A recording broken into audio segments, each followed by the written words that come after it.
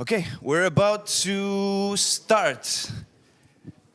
Duje Roje made a very interesting thing here, which I'm not sure how it works, but we managed to pull it off. Nobody knows. So he's going to tell us a bit more about what he's doing. So can we get a big round of applause for Duje?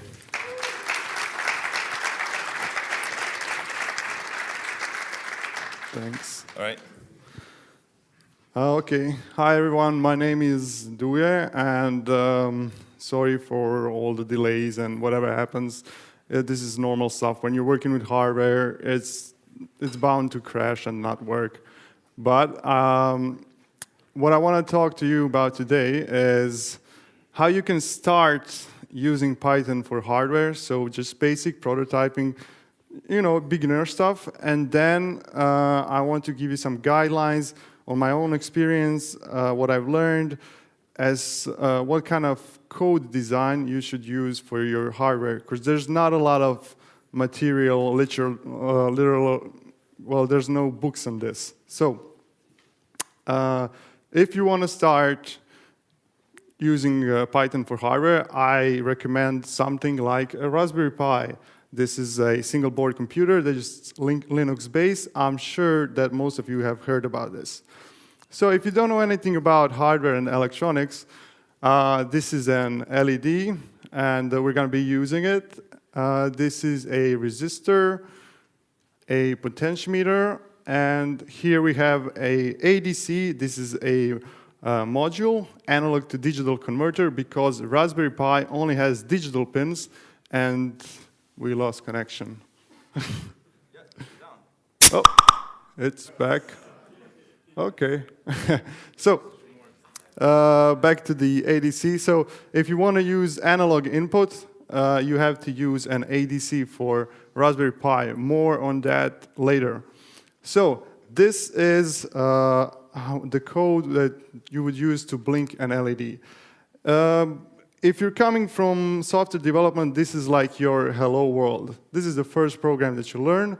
And so let's go quickly through it.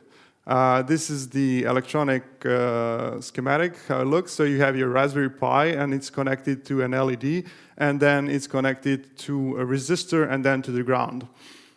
How the code looks for that, so you have to import some kind of libraries to use the GPO, that's general purpose input output. Those are the pins. Then you have to do some basic setup. This is normal stuff. And then you have an infinite loop. So every kind of device, kind of hardware that you build is going to have an infinite loop. And for blink, it's just you have to turn your LED on, and then you turn it off. And we have some slack as well. Let's give this a go. So maybe we can dim the lights or something, because we have here the Raspberry Pi, and it's connected to this here is the LED, and you should be able to see it blink. So just this is just proof that I'm not making this stuff up. Okay, I hope you can see this. And this is as simple as it gets, really. This is how you start. So now we're going to do a little bit more complicated things. Let's go next. A dimmer. So you just saw there, Boyan, how he dimmed the lights, right? So how does a dimmer work? It sends this kind of signal, so it turns it on and off all the time, and it does this really quickly, so you don't see, your eye doesn't respond, you don't see it blinking, you just see it's either softer or hard or stronger light. And then this should be T on, so this is how long you have your LED on, and then how you have it off. And then the longer you have it on, the stronger the light. It's called a duty cycle. So this here, in this example, you have your 50% duty cycle, that's in the middle, and then 75% is a little bit stronger, 25% is mostly off, and it's a lot softer. What kind of changes do we have to do to our blink LED that we had earlier? So basically, we just have to change these times, right? How long it's going to stay on and how long it's going to stay off. We also have to introduce a little bit more electronics for this. Remember how I said the module ADC? So that's what we have here. We have a potentiometer or a variable resistor that gives us a range from 0 to 5 volts. Now, if you want Raspberry to be able to read this, you need to use an analog to digital converter. And it converts this analog value to a digital value 0 to 32,000. Okay, so we have to, again, import a library for the ADC. And then we have some settings. This is normal. Okay, you have an instance for this library. We have to use a very high frequency, as I mentioned before. And how this works, so the Raspberry reads the analog value from the ADC, and then we calculate how long the LED is going to be on or off, and apply those values in our infinite loop. So let's give that a try. Now, I here have a little knob, so that's a potentiometer, where as I turn it, it's going to go either, so this is like really soft, and then it goes to a bit stronger. So that's basically what you saw there with Bojan when he dims the lights. So that was some kind of basic introduction. But as you start playing with this, so you're prototyping, and it's really fun, but things will start to complicate really, really fast. Especially if you're working professionally, and then you have some guy who's going to say, oh yeah, let's add more things to your system. Let's add a voltage sensor or a current sensor or a fan or a heater or whatever. And then you don't really like that. So based on a true story, this is where I work. So this is a solar smart bench, and it has solar panels, wireless charging, ambient light, cooling systems, USB ports, batteries, Wi-Fi zone, and so on. So the first time I made this code, it was working, right? But then the company decided, let's add a heater, display, air quality sensor, camera, and so on, status reporting, control panel settings, and whatever. So it's gonna, yeah. So your house of cards crashes. So what I've learned is my own 4 pillars of writing hardware code design. So first, scalability. Make your code able to scale, because they will demand that you add more things to the code. Modularity. So as you saw, we use the ADC module there. What if that changes? You have to be prepared for this. Robustness. No matter what you do, the hardware will eventually crash. If you have IoT devices or in a remote location, this might be really, really tricky. And it should be able to easily upgrade. So the first one, scalability. This was our system, right? We have Raspberry Pi, then we have our light, and then what if we want to add a fan or a heater? So the first solution that I used was just kind of, you have your pins and you turn them on and off, and you have that all around the code. And then what if you need to log or add print statements to whenever you're turning on or off a pin? So that would be very difficult in this first solution, because you would have to find wherever in your code you're turning it on and off. But in the solution 2, if you build a class called consumer, and then you have it really easily, you have your turn it on and off, and then if you want to add print statements, you just add them to the functions turn on and off. And this is also very good if you want to add more things to your code, for example, fan or heater, you just create more consumers. So basic stuff. I'm hoping that you understand this. Next off, modularity. So we have our ADC module here, and there are many ADC modules on the market. So you're using this one, and then what happened to me? They declared end of life. So now we have to change in all our products this module, and then the code base is full of it, and then you have to find wherever it is and change it and so on. So that was when I was using solution number 1. So let's compare solution 1 and solution 2. In solution 1, you have the ADC, you're importing the library, and then you create an instance, and this is okay because they're usually declared in one place and then passed around. And then you're using the read ADC, or in the solution 2, I'm using read channel, which is, well, you can expect this to have it all around the code.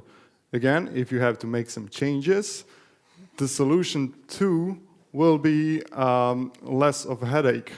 How that works is you basically create a interface, ADC interface, and then each module will be an implementation of this interface.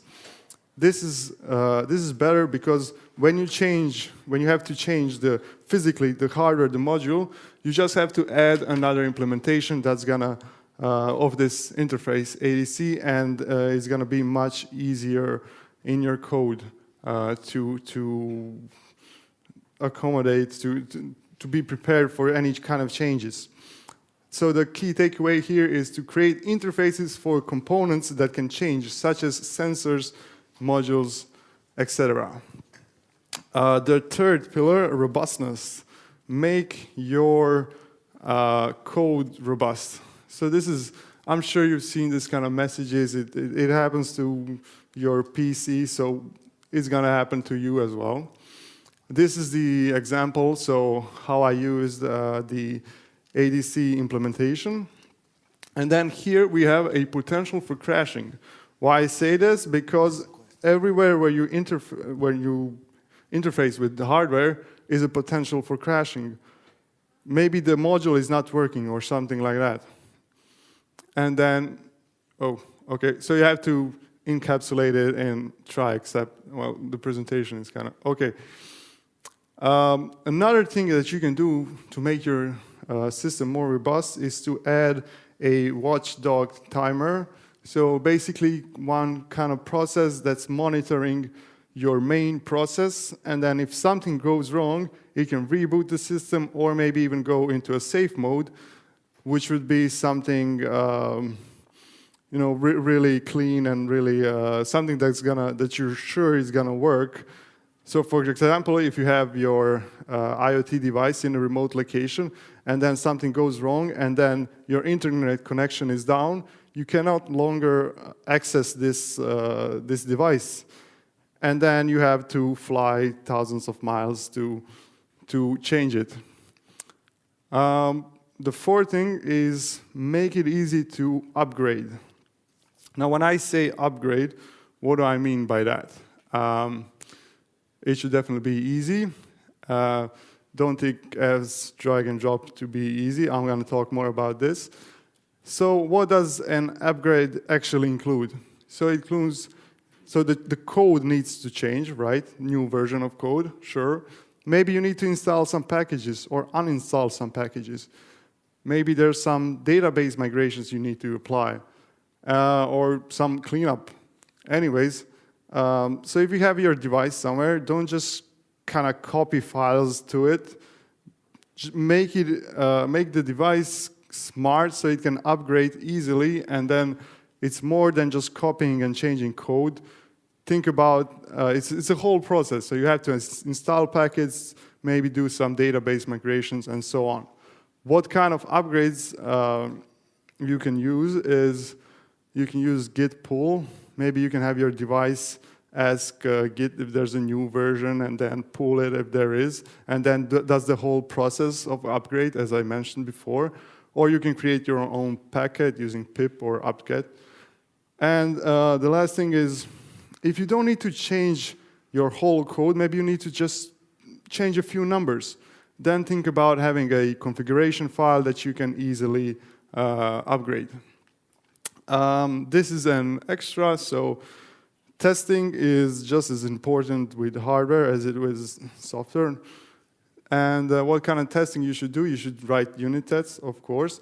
And if you want to test your hardware right there on the spot, you can create a kind of monitoring environment with Flask. Flask is this little framework for if you want to make your Raspberry work as a mini server. And then, so you set up your Raspberry as a server, and then you connect to it with your laptop, and maybe turn some knobs or turn on some lights or something like that if you're testing. I actually had a nice little example here, but unfortunately, I couldn't connect my laptop to the presentation. But basically, how it works, you have your Raspberry as a server, and you have your web browser where you're testing as a client, and you create a socket connection where you can easily test your device. So, if you're thinking about working with hardware, I mean writing code for hardware, what you should expect, it's really fun, because there's actually things moving in front of you when you're writing code. It's hard, although, yeah, you can expect that. It's also prone to some unexplainable errors that you're not sure if it's due to your software or hardware or who knows what. Runtime's errors are the worst. They can render your device unreachable, or if it's a moving device, it can even be dangerous. Okay, so danger of remote devices becoming unreachable. You can also expect to argue with the hardware developers if the error or the bug is due to your software or their hardware. You have to wait a long time for sensors to arrive and stuff like that, and then when they do arrive, you have a very short time to either develop it or burn the sensors, and then you have to wait again. But it's really fun. What I would recommend, so if you want to step up your game with writing writing code for hardware, if you don't know about solid principles, definitely look into that. That should be your starting point. And then you have the book Clean Code. It's like the Bible for writing code, and maybe some design patterns. I really like this book from Head First. And that's it. This is it for me. Thank you.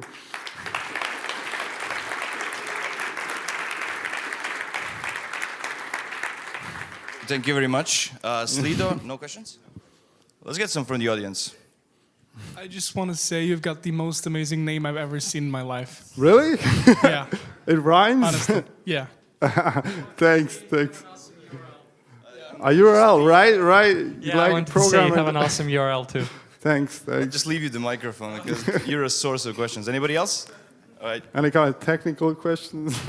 Yeah, so how did you set up your local development environment? I guess you didn't write code on Raspberry Pi directly. No. What I did is I used PyCharm to write code, and then it automatically, as I'm developing it, it automatically copies the code to Raspberry Pi, and then you can also install packets using PyCharm and stuff like that.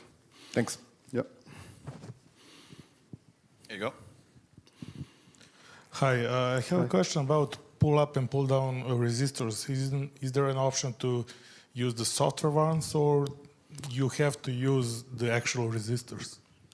You can, well, depends on what kind of hardware you're using. Some boards, like Raspberry Pi, they have some pull-ups that some you can enable, disable, and stuff like that. But it's best to use your own resistors. This can change, you know. You're using pull-up resistor for I2C communication, and then if you add too many of those modules, maybe those pull-up resistors will add up, and then your whole system won't work. So it's best to use your own if you can. Okay, thank you. Yep. Next one, over there. What? Do you ship the Raspberry Pi in your product, or it uses a custom board? It depends. We had all kinds of boards that we used in our products, even Raspberry Pi as well, but not like there are some other as well single board computer. Raspberry Pi is more for prototyping, but I mean it's okay. It's pretty stable, but again, it's not really the best option for a product that you're shipping. Okay, another one from the audience. Yes. Yeah. How do you deploy software updates? Well, we use the Git system. We also had some sort of so we had the whole upgrade process and the code on our own servers, where the benches, where the devices, they talk to our servers, and then if there's a new version, they're gonna download this and then do the whole upgrade process. So, so the Raspberry Pis are polling the servers and check for new version, and then Yes. Okay. Yes. How about Docker containers? That's a really new technology. I haven't really I haven't used it, so I still have to learn this. Do they even run on Raspberry? I'm not sure. Maybe. Yeah, I think yeah, it's a Linux-based computer, so it should work. Thanks. Yeah. Yes. So on the slide mentioning updating the software, you said you wrote that there are some security issues with pulling from Git. Could you go into a bit more detail on that? Yes. So just be careful. So if you're gonna pull from Git, maybe those kind of files should be protected, and then don't have your usernames, passwords, and stuff like that written in plain language, in plain text in your devices. But is there some way that a third party could exploit it in some other way, like a more subtle way? I'm not sure. What do you mean? Well, I don't know, like if they have access to the device physically, that they could like do something and override what the repository where you're pulling from, or something like that. I don't know. Yeah, I'm not sure. Actually, I don't know. I'm not sure about that. We haven't had those kind of experience, luckily, I guess. Okay. Okay, thank you. 2 more minutes. Any other question? There's one on Slido. Okay, how about cluster manage? Okay, do you somehow? Okay. Do you somehow protect your Python source code when shipping the device to the client? Well, it depends. This is we haven't actually. We haven't, but definitely you should. So I'm also a learner, so this is still something that I have to conquer. So there are ways to protect your code and then not ship source code, right? Just the files that you need. Yes? Yes, of course. Yeah, thank you. In my personal experience working with the Raspberry Pi using Python, a good way to protect the Raspberry Pi, which I also as a learner, just like you, until up now realized would be good, is like when the device is physically available to the client, like he could connect just to the device, to a monitor, and he could see the content, because it's a simple computer, just like any other. A good way would be like writing a script which runs as in the background, like systemctl, and you make it so that you only can access the device via SSH. So a service like ngrok, okay? You connect your Raspberry Pi with ngrok, which is a SSH tunneling service. So you can connect to the Raspberry Pi remotely. And if it happens that someone connects any kind of USB or HDMI device to the Raspberry Pi, it simply, let's say, deletes the source code from the Raspberry Pi. And again, when you connect through SSH and you enable, like you say, okay, I want the code back, you know that the device is secure, it again pulls it from Git, so it works again normally. So that would be a hack. So for me, how it worked. Okay, yeah. Maybe there's better ways. If someone's more experienced, I would like to hear. Definitely sounds like a hack, but if it works. Well, I don't know. It seems a bit unsafe. Like you would damage the product that way, and so I mean, users. The clients, the end clients, they're, well, let's not call them dumb, but they do silly things like they're gonna experiment, they're gonna plug in USBs, and they're gonna call and complain that stuff is no longer working. So maybe an alternative solution might be a bit better. Sounds a bit dangerous, but That's why it's good, like tracking. You can like track what's happening.